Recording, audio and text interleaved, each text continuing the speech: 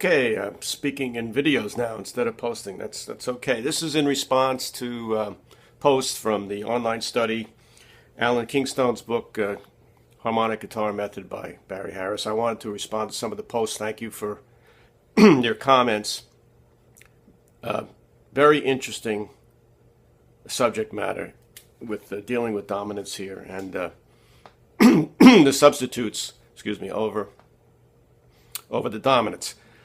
I can say my interest was really piqued when I reached page 19 of Mr. Kingstone's book, and it suggested that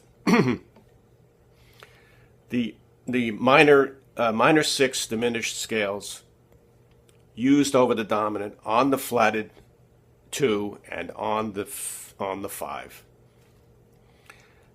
It did pique my interest there because the only other time I had seen it before was the Berkeley Jazz Minor, which I believe, look at my notes here, Mr. Mark M. has referred to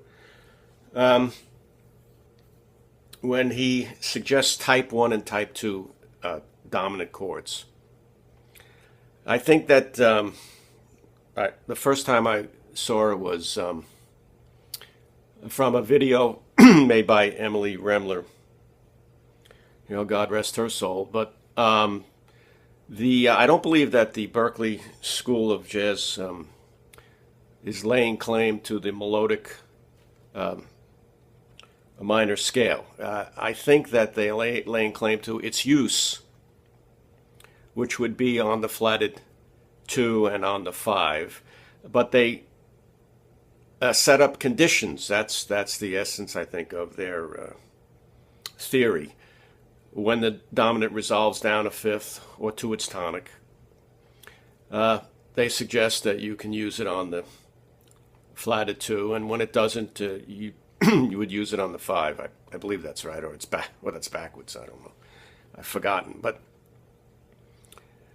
if you'll notice on pages 19 and on pages 39 of Mr. Kingstone's book, there's no conditions. These two substitute minor 6 scales are usable without conditions. I don't believe that Mr. Kingstone neglected to tell us. And incidentally, when the dominant is resolving down, you should use the one on the flatted or the one on the 5th. And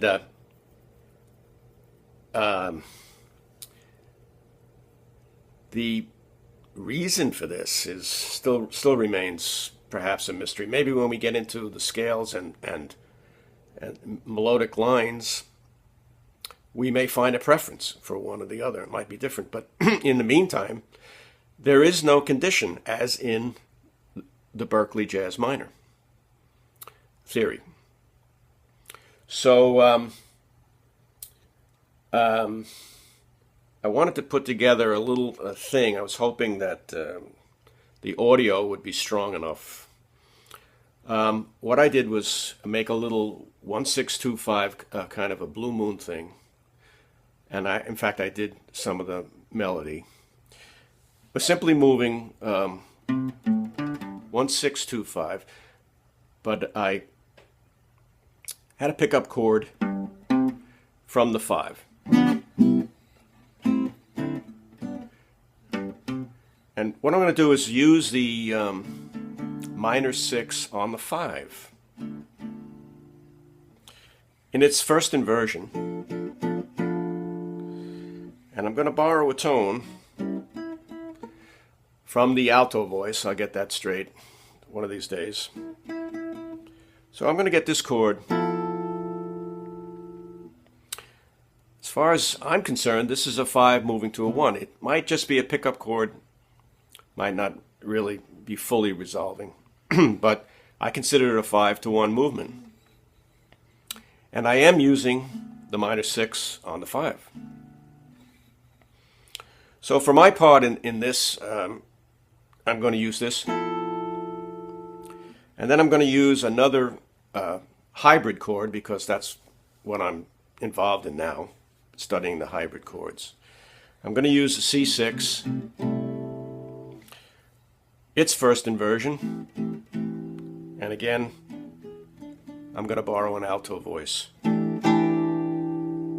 So that's my jump from 5 to 1.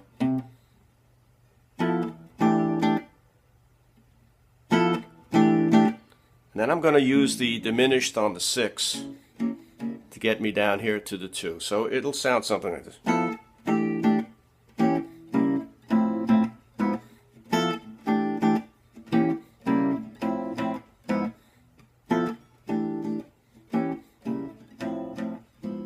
And then I'll just do a 1, 6, 2, 5.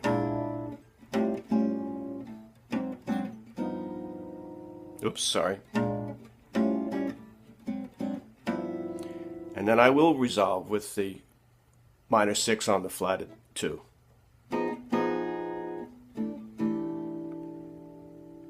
So that's my part. I'm going to see if the audio comes through on the...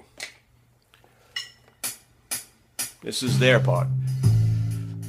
A robot bass and a robot drum.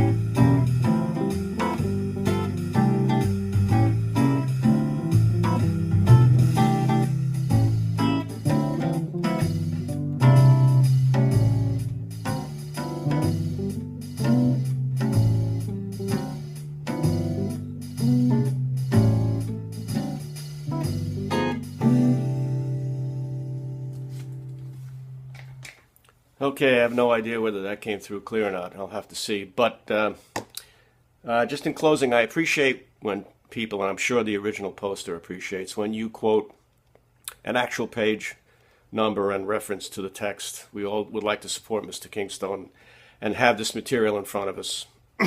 So thank you for that. And I guess I said my piece. That's it. So thanks again. Check 1, 2.